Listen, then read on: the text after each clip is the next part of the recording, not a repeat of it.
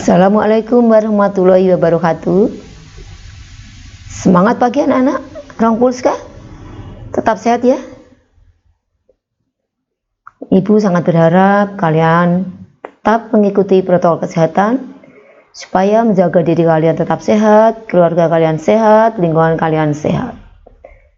Pada pembelajaran pagi ini, kamu sekarang saatnya berkreasi sendiri untuk bisa membuat cerita fantasi secara utuh.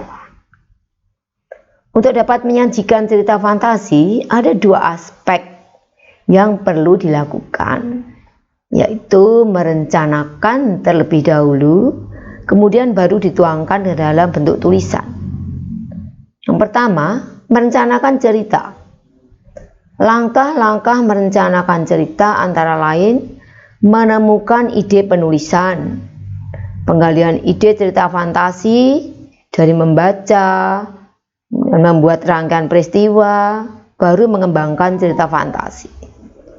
Yang kedua, menulis cerita fantasi.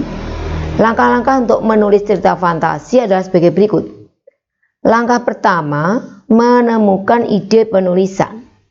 Untuk menemukan ide, dilakukan dengan cara mengamati objek nyata atau peristiwa di sekitar kita, lalu diberi hayalan, diberi imajinasi. Contoh, amati lingkunganmu yang sudah tercemar ya, dengan plastik dan aneka polutan. Jadi polutan itu penyebab polusi. Bayangkan, tiba-tiba kamu terlempar atau berada ke masa 100 tahun mendatang dengan kondisi yang penuh plastik. Nah, keadaan seperti itu tuangkan dalam imajinasimu. Berikutnya pada langkah yang kedua dalam menulis cerita fantasi, penggalian ide cerita. Ide cerita fantasi dapat diperoleh dari hasil membaca buku pengetahuan atau buku ilmiah. Misalnya membaca buku-buku tentang ruang angkasa,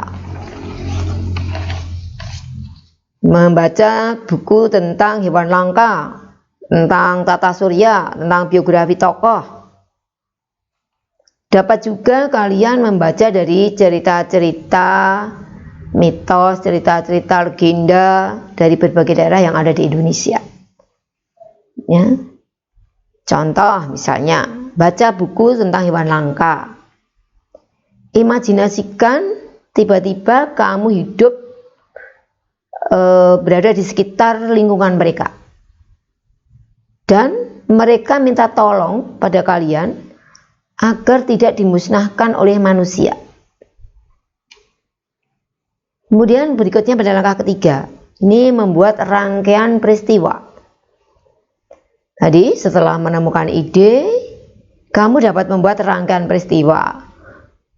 Ya, dimulai dari bagian orientasi. Selanjutnya komplikasi, terus resolusi, dan yang terakhir endingnya. Sehingga tercipta sebuah cerita fantasi yang unik, yang menarik. Adapun langkah keempat, ini mengembangkan cerita fantasi.